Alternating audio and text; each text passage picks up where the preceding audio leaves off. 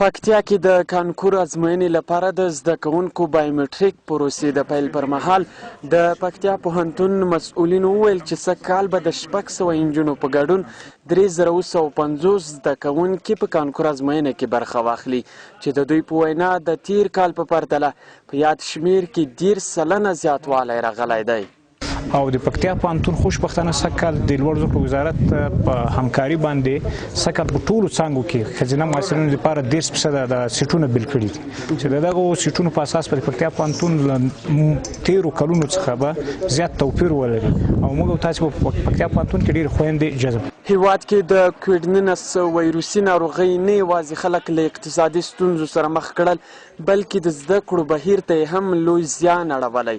په دې ولایت کې د کانکور ازموینې لپاره ثبت شوي زده کوونکي وایي د کورونا له امله یې کانکور ته لازم چمتوالی نه دی نیولی.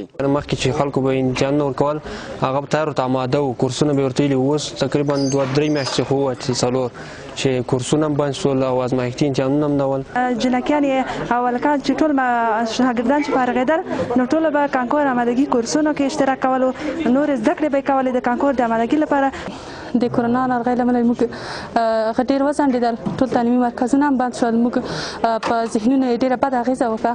د دې امله موږ هغه ډېر څه مو هېر شول کوم چې زده کړي وو. پکتیا پوهنتون پوهنځي لري چې د شاوخوا 300 انجونو په ګډون پکې 1500 زده کوونکي زده کړې کوي او لا هم ځینو نورو پوهنځیو ته اړتیا لیدل کیږي.